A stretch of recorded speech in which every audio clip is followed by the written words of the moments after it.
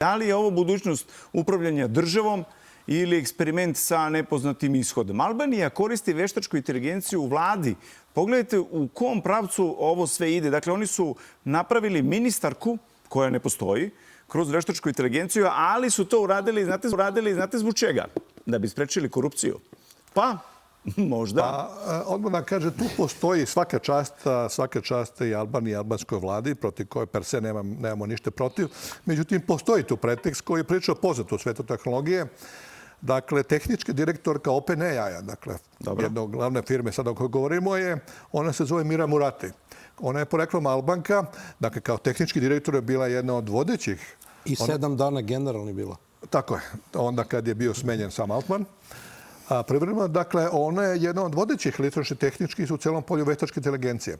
Sad, ona je otišla baš u toj epizodi kad je tu bilo to previranje u OpenAI-u, otišla osnovala svoju kompaniju, tako da je iz raznih očigledno političkih razloga i Albanija kao država želi da iskoristi, da kaže ipak su mi među vodećim silama u svetu zbog toga što je jedna naša Albanka kao što je ona, u stvari se bave time i svaka čast, nek to rade. Međutim, mislim da je to jedan od glavnih razloga zašto oni to toliko forsiraju, a svaka čast Albanije da su oni baš sada ušli u dubinu virtualne ministarke koristeći ovo, pa to baš nismo sigurni. Ajde da pogledamo kako su oni to uradili.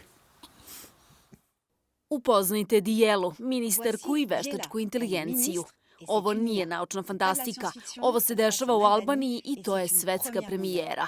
Ova virtualna ministarka ima lice. Vidimo je ovde u tradicionalnoj nošnji. Ime joj je Dijela. To znači sunce na albanskom. Njena misija – pomoći upravljanju državnim rashodima. Na primer, ona će izabrati preduzeće koje će graditi bolnicu ili školu državnim novcem. Cilj premijera je da zaustavi korupciju. Pa da, jasno, ne može da se korumpira veštačka inteligencija.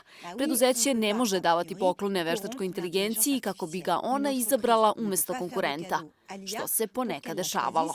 Treba znati da je Dijela već bila poznata Albancima jer je ona zapravo virtualna asistentkinja vladinog sajta koja pomaže u pribavljanju dokumenata kao što su lične karte.